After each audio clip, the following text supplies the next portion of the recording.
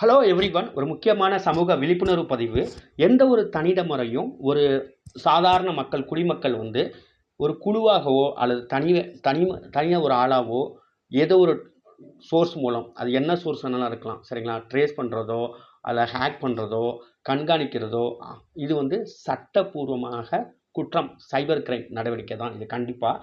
ஏன்னா எந்த ஒரு தனி மனிதையும் இவங்க சாதாரண மக்கள் கண்காணிக்கிறதுக்கோ இல்லை ஹேக் பண்ணுறதுக்கோ சட்டத்தில் எந்த இடம் கிடையாது.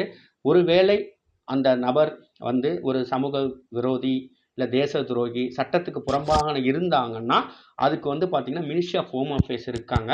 சம்மந்தப்பட்ட துறைகள், அதாவது இதுக்கு என்னென்ன அந்த குற்றம் சார்ந்த பிரிவுகள் இருப்பாங்க இல்லையா, காவல்துறை, அவங்க மட்டுமே ஒரு குறிப்பிட்ட நாட்களுக்கு மட்டும்தான் கண்காணிக்க முடியும்.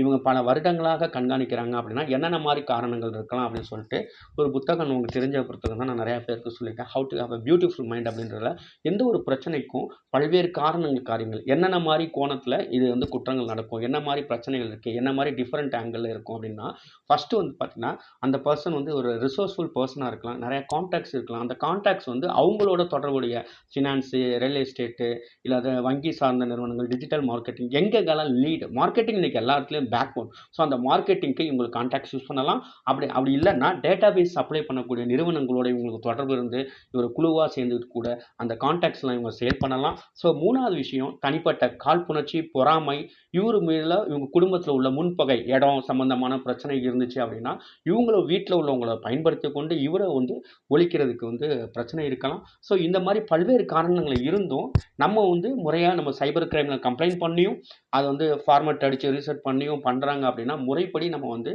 இது வந்து தனி மனித உரிமை மீறல் ஏகப்பட்ட வழக்குகள் இருக்குது. அடுத்தடுத்து நம்ம மேற்கொண்டு இதை வந்து மேல்முறையீடு செய்யலாம். இதுக்கு வந்து பார்த்திங்கன்னா சம்மந்தப்பட்ட ஊடகங்கள் வேறு ஏதாவது சோர்ஸ் மூலம் இவங்க நம்மளை பண்ணுறாங்க அப்படின்னா ட்ராய் இருக்குது, சரிங்களா? அதுக்கப்புறம் வந்து பார்த்திங்கன்னா human rights commission, supreme court வரைக்கும் கூட நம்ம இந்த கேஸை எடுத்து செல்லலாம்.